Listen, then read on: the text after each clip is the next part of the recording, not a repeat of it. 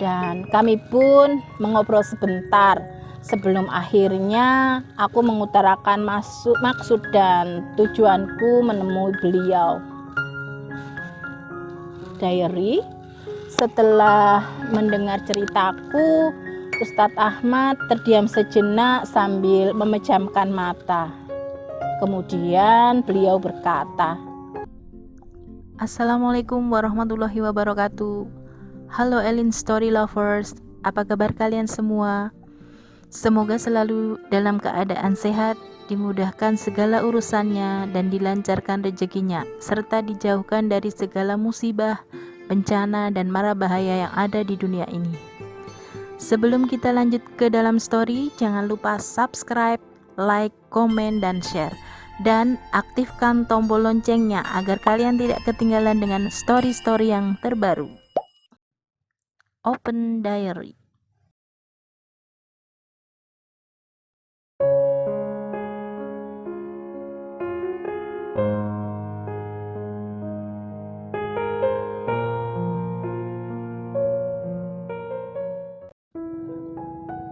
Assalamualaikum warahmatullahi wabarakatuh. Halo Elin Story Lovers, apa kabar kalian hari ini?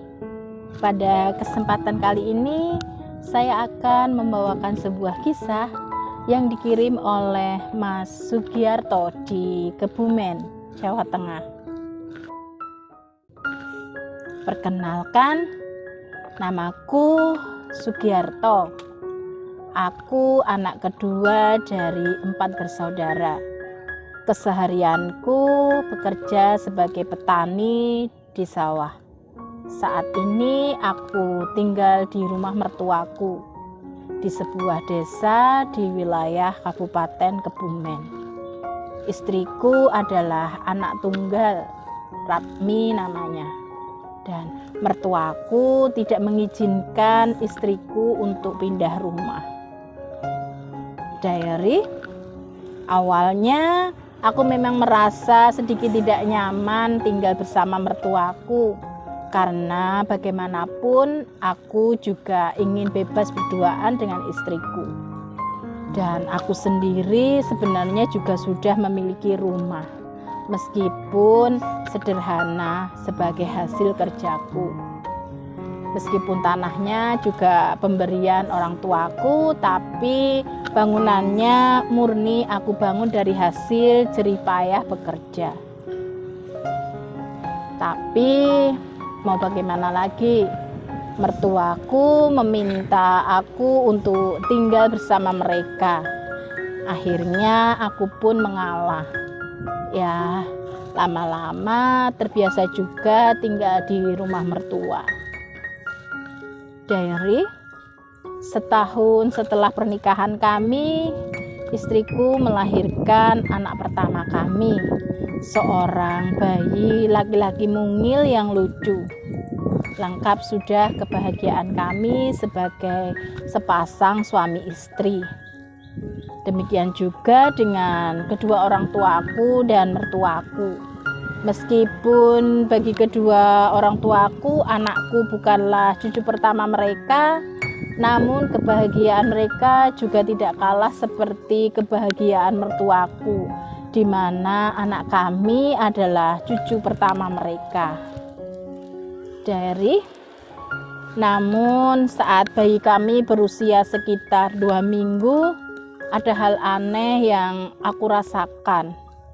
Setiap menjelang maghrib, anakku selalu rewel dan menangis, meskipun sudah digendong dan disusui oleh istriku.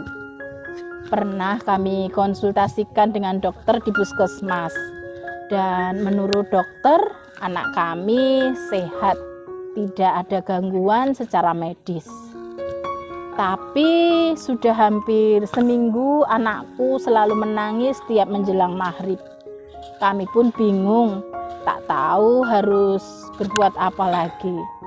Kemudian atas saran dari bapak mertuaku, aku diminta bertanya pada Ustadz Ahmad, pimpinan pondok pesantren yang ada di kampung sebelah.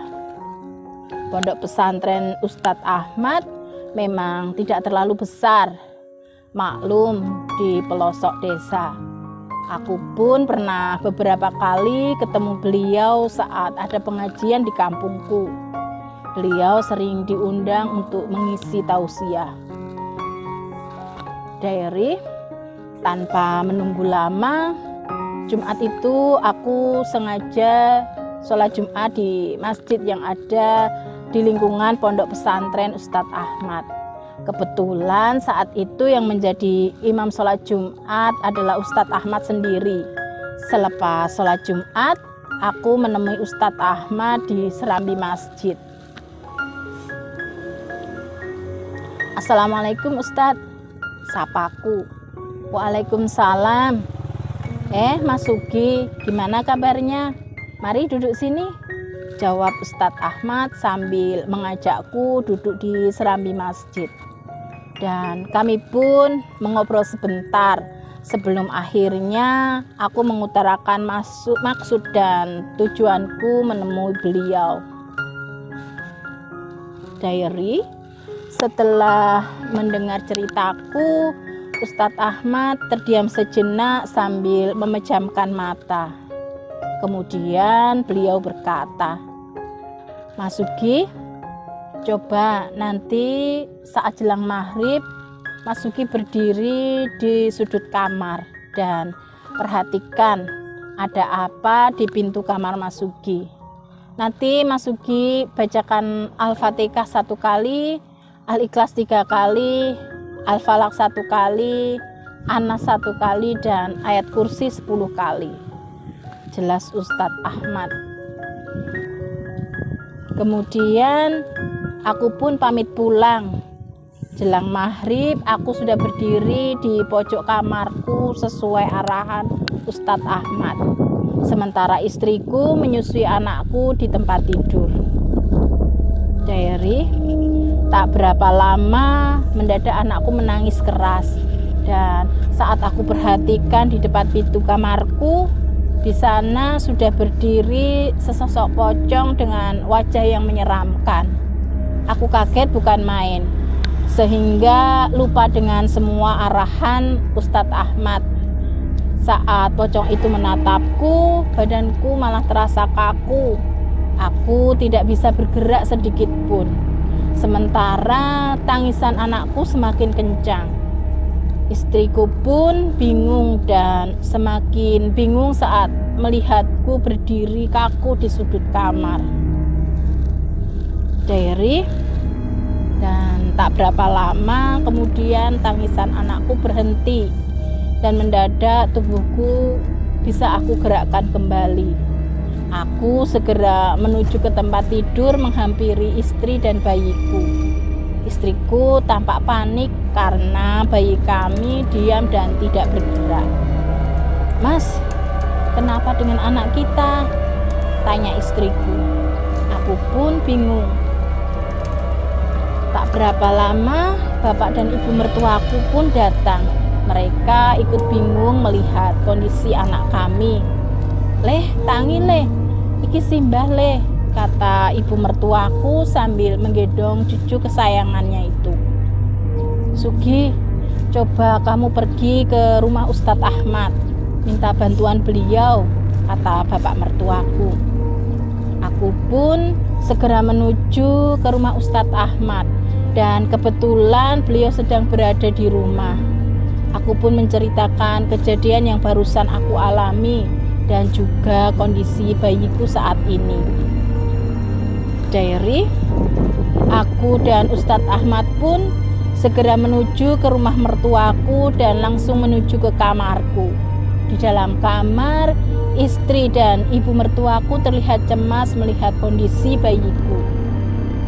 Inna lillahi wa inna ilaihi roji'un, ucap Ustadz Ahmad yang sukses membuat istriku dan ibu mertuaku menangis histeris. Aku pun berusaha menenangkan istriku, sementara bapak mertuaku juga berusaha menenangkan ibu mertuaku. Sementara Ustadz Ahmad masih berdiri terdiam dengan wajah prihatin melihat kondisi keluarga kami. Setelah semua tenang, Ustadz Ahmad pun mulai membuka pembicaraan. Bapak dan Ibu Prapto, Mas Sugi dan Mbak Ratmi, saya berharap bisa ikhlas dan sabar atas musibah ini. Mungkin ini kehendak Allah, kata Ustadz Ahmad.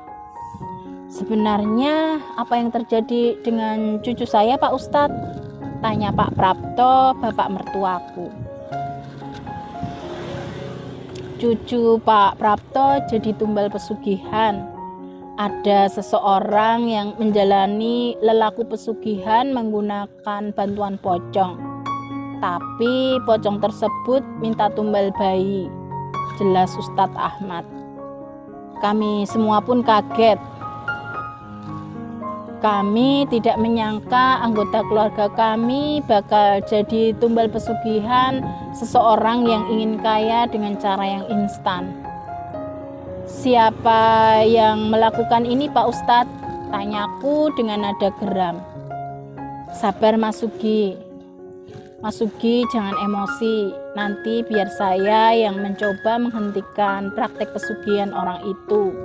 Biarlah Allah yang akan membalas kejahatannya, jawab Ustadz Ahmad.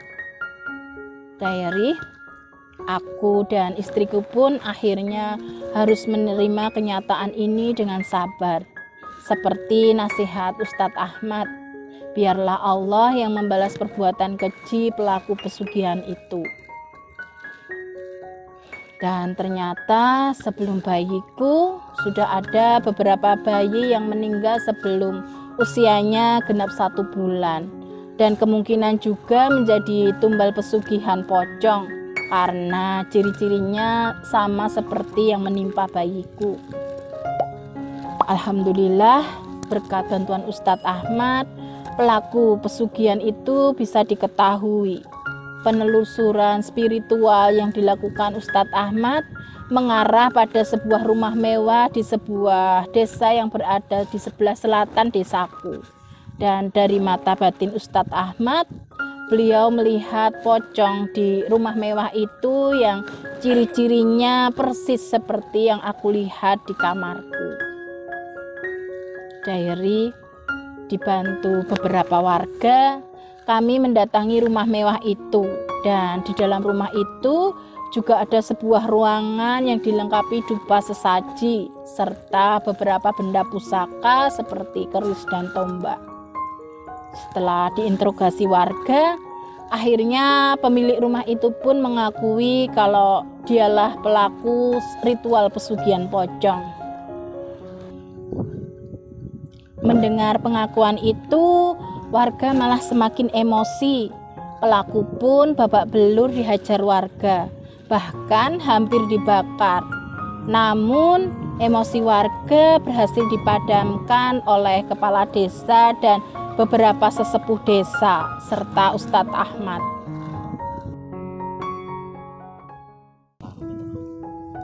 Demikian sebuah kisah yang dikirim oleh Mas Sugiyarto di Kebumen, Jawa Tengah.